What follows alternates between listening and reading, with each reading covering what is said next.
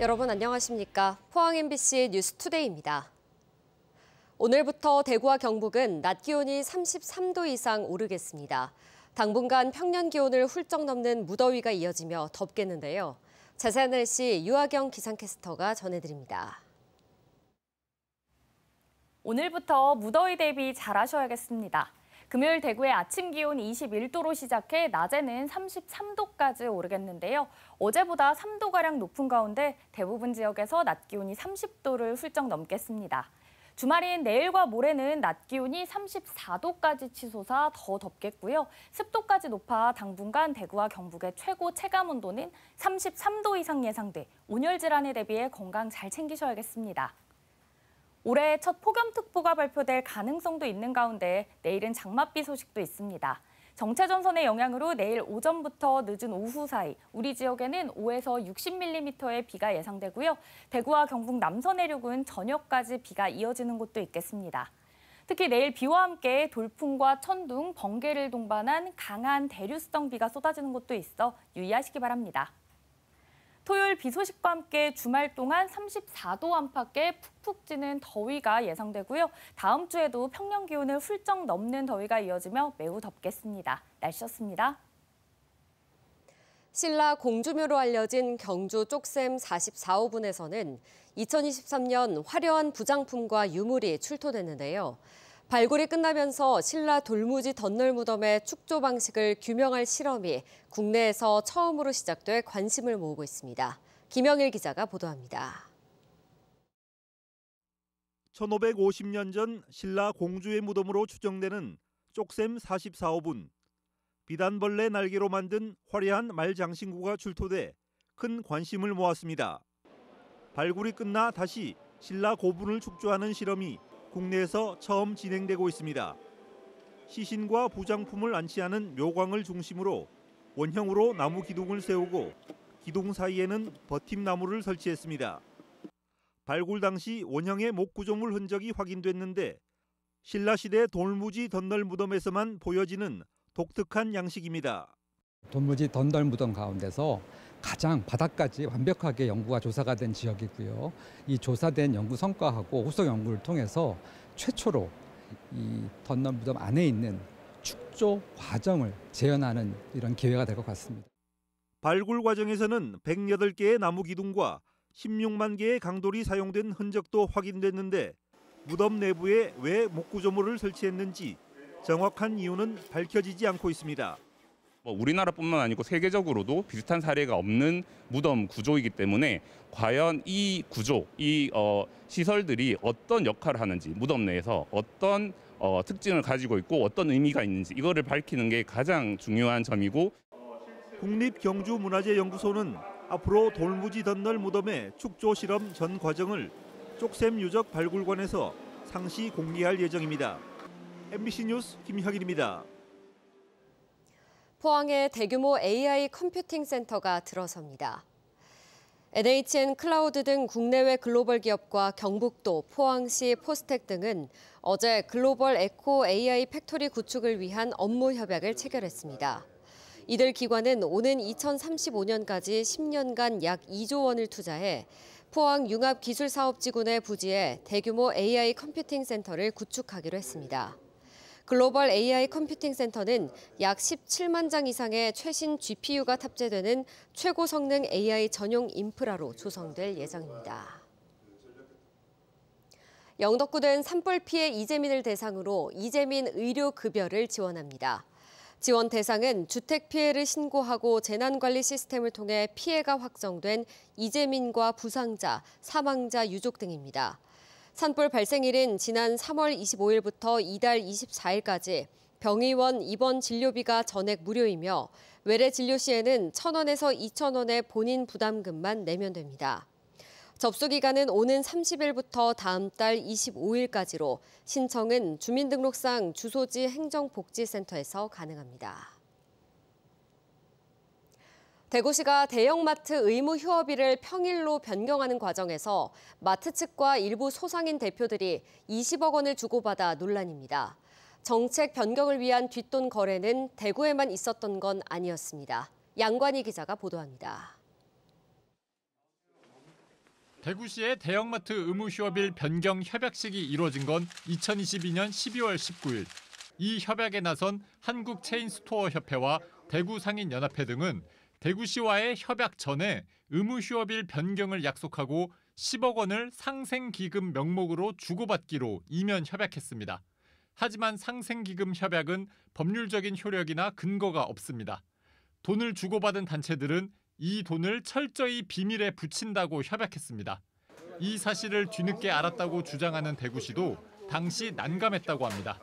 근거는 없었던 것 같아요. 그런 사례가 없었잖아요. 전례도 없고 하니까. 대형마트 의무휴업일 평일 변경을 두고 오간 뒷돈 거래는 대구만이 아니었습니다. 서울 광진구도 지난달 체인스토어 협회와 상인연합회를 불러 의무휴업일 변경 협약서를 썼습니다. 그런데 이 협약 말고 체인스토어 협회가 상인연합회에 5억 원을 건네기로 이면 협약한 것으로 확인됐습니다. 6천만 원이고 어딥니까? 거리단길, 골목청, 거기는 2천만 원입니다. 이곳 역시 개별 전통시장 상인회와 상인들의 의견 수렴이 미흡한 채 돈을 주고받는다는 지적이 나왔습니다.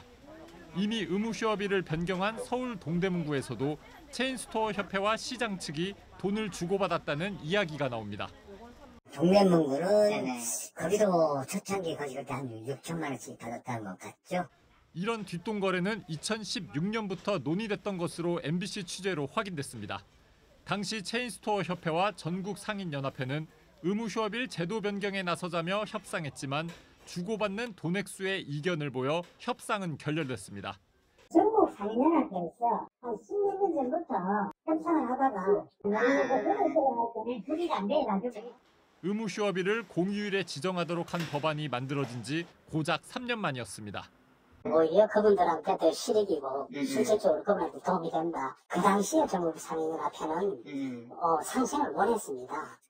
서비스연맹 마트노조 등은 최근 국회에서 기자회견을 열고 가짜 상생을 조작하며 의무휴업을 뒷거래했다며 체인스토어 협회를 규탄했습니다. 마트 노동자의 건강권과 중소상인들의 생존권을 놓고 뒷거래한 정황에 대해서 분노를 금할 수 없습니다. 국회에는 의무휴업일을 다시 공휴일로 지정하도록 하는 관련법 개정안이 발의돼 있습니다. 소상공인들과 그런 이제 공감대 형성이 많이 부족해 보이고 백화성 그런 걸로 변질되어서는 안 된다고 생각합니다. 소상인 생존권과 마트 노동자 건강권을 이유로 만들어진 의무휴업일 공휴일 지정 제도가 몇몇 단체들의 뒷돈 거래로 변질된다는 지적이 나옵니다. MBC 뉴스 양관입니다. 영풍 석포제련소의 토양 정화 기한이 이달 말로 임박했지만 정화 실적은 여전히 제자리입니다. 환경부는 또다시 조업 정지를 예고했는데요. 벌써 4번째입니다. 엄지원 기자입니다. 석포제련소 토양정화 명령의 시한이 이달 말 오는 30일로 또다시 다가왔습니다. 1급 발암물질인 카드뮴을 포함한 유해 중금속이 기준치를 초과해 2015년 최초로 정화 명령이 내려졌지만 10년이 지난 지금도 진척은 더딘 상황입니다. 정화 대상 구역은 제련소 내부와 외부, 주변 지역 등 크게 3구역인데 특히 이달 기한인 제련소 내부 1공장은 정화율 16%, 2공장은 1.2%에 그치고 있습니다. 봉화구는 다음 달 형사고발과 함께 토양정화 재명령을 내릴 계획입니다. 환경부도 허가 조건 위반에 해당한다며 열흘간의 조업정지 처분을 예고했습니다. 석포제련소는 지난 2022년 12월 총 103건의 환경개선 이행 조건을 전제로 통합환경 허가를 받은 상태입니다. 법에 따라서 2년 내에 허가 조건 위반 횟수가 누적돼가지고 1차 1등 경고, 2차 누적되면 조업정지 10일 이렇게. 그러나 앞선 3차례의 조업정지 처분과 같이 영풍은 이번에도 행정심판과 소송을 이어가며 시간 끌기에 나설 가능성이 커 보입니다. 수년간 법적 절차 끝에 1, 2차는 각각 열흘과 58일의 조업정지가 이뤄졌고 그리고 3차 열흘의 조업정지는 현재 행정심판으로 집행이 미뤄졌습니다. MBC 뉴스 엄지연입니다. 임종식 경북교육감 2심 무죄 판결에 대해 검찰이 상고했습니다. 임 교육감은 2018년 교육감 선거 당시 공무원을 동원해 선거운동을 한 혐의 등으로 기소돼 1심에서 징역 2년 6개월을 선고받았다가 2심에서 무죄가 선고됐습니다.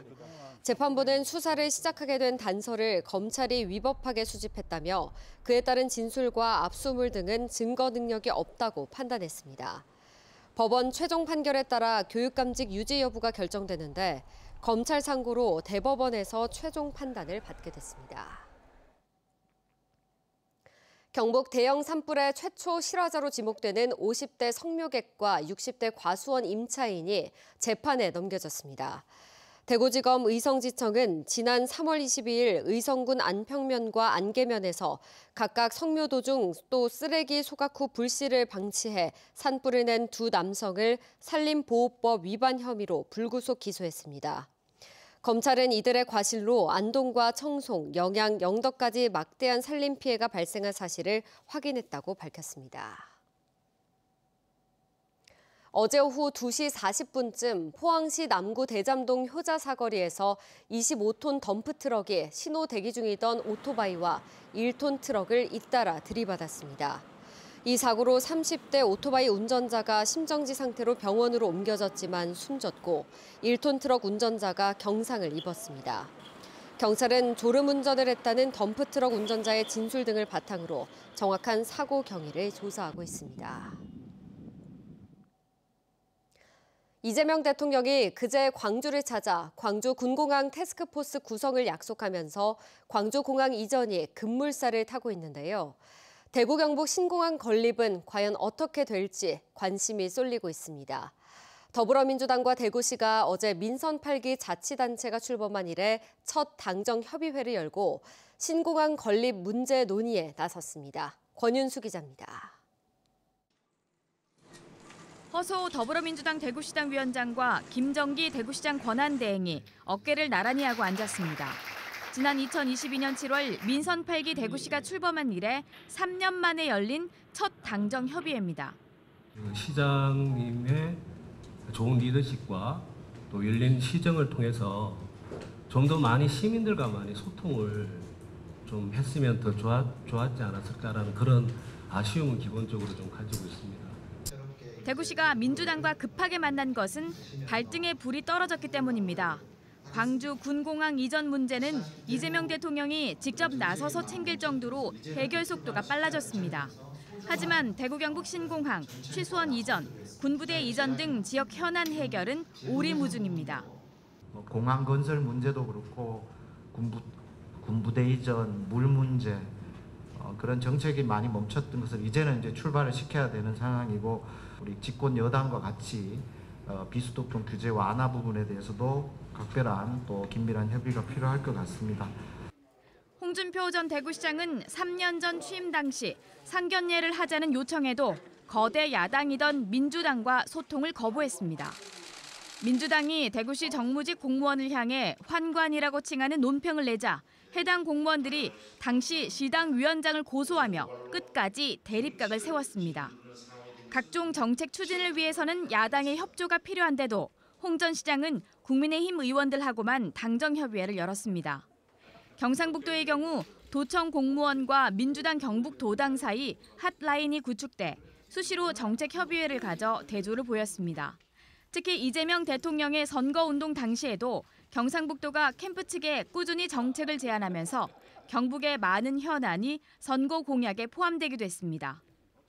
이재명 정부의 전국 시도 중 가장 낮은 지지율을 보여준 대구시가 정치권과의 소통에도 뒤늦게 나서면서 대구의 산적한 현안이 국정과제로 채택될 수 있을지 우려가 커지고 있습니다. MBC 뉴스 권윤수입니다. 이달 중 운항이 중단될 예정이었던 강릉 울릉 여객선이 오는 10월까지 연장 운항할 수 있게 됐습니다. 강릉시는 울릉군의 입장과 관광객 편의를 고려해 오는 10월 31일까지 한시적으로 어항시설 사용 허가를 연장한다고 밝혔습니다. 앞서 울릉군과 울릉군의회는 강릉시의 어항시설 점 사용 허가 연장을 검토해달라고 요청했습니다. 경북도가 긴급 돌봄 서비스를 문경, 영천, 청도 3개 지역을 추가해 도내 12개 시군으로 확대했습니다. 맞벌이 다자녀 가정을 위한 이 서비스는 전담 돌봄사가 병원 진료에 동행하고 필요시 병상 돌봄까지 무료로 제공합니다. 김천 구미의 병상돌봄 모델을 기반으로 내년에는 전 시군으로 확대가 추진됩니다. 경주시는 에이펙 정상회의 개최를 앞두고 외국인 관광객의 편의를 높이기 위해 시정 소식지 아름다운 경주 이야기의 영문판을 발행합니다. 이번 영문판은 여름호와 가을호 각 500부씩 제작되며 주요 관광지와 외국인 등 유동인구가 많은 곳에 비치될 예정입니다.